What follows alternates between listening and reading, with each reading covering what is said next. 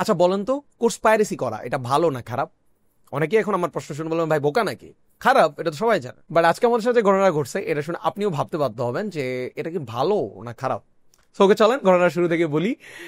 একটা ছেলে আমাকে নক করে আমার ফেসবুকে, অ্যান্ড বিশাল বড় একটা মেসেজ লিখে লিখে যে ভাই আমি আমার ফ্রেন্ড থেকে নিয়ে আপনার কোর্সটা করছি, অ্যান্ড আমি কোর্সটা অলমোস্ট অনেকটা শেষও করে ফেলছি।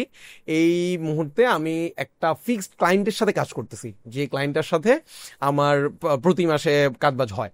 সো ওকে ফাইন, কাজবাজ করতেছে ভালো। সো দেন আমাকে বলে যে আমি আপনাদের কোর্সটাতে টাকা ব্যাক করতে চাই।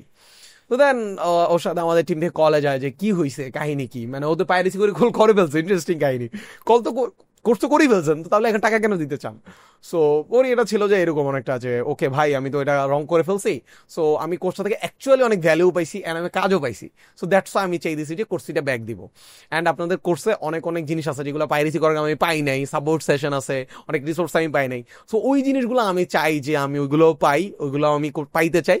সো দ্যাটস ওয়াই আমি আপনাদের কোর্সিটা এখন রিফান্ড করতে আসছি, বা তো দেয়ই নাই, ও ফ্রেন্ড থেকে গেছিল।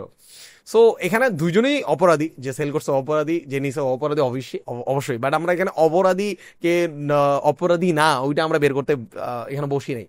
আমরা আপনার সাথে যে শেয়ার করতে চাইতেছি যে দেখেন, মানে আলটিমেটলি যখন কেউ উপকৃত হয়, যে একটা জিনিস থেকে আমি উপকৃত হচ্ছি এবং দিন শেষে ওইটা এসে বলে যে ভাই হ্যাঁ আমি এই জিনিসটা থেকে, আপনার ওই জিনিসটা থেকে আমি উপকৃত হয়েছি, এটাতে একটা অন্যরকম একটা প্রশান্তি আছে।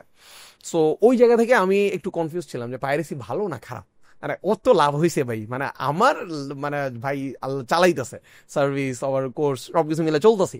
বাট আমার একটা ক্লাস করে, আমার একটা কোর্স করে যদি একটা মানুষ উপকৃত হয় অ্যান্ড আবার একটা ফিক্সড ক্লায়েন্ট থাকে যেটা দেখো মান্থলি কাজ করতেছে, এটা তো খারাপ না।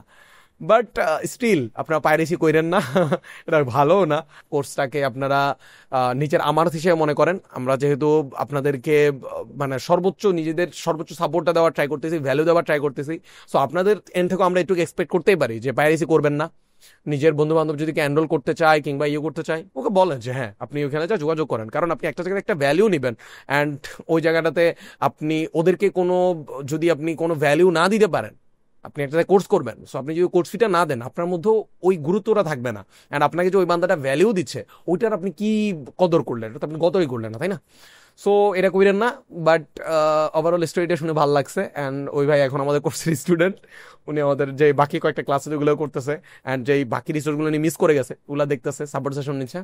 সো হ্যাঁ ঠিক আছে, তাহলে আপনারা এনজয় করতে থাকেন, দেখতে থাকেন, ক্লাসগুলো করতে থাকেন। দয়া করে সবার জন্য অল দ্য বেস্ট।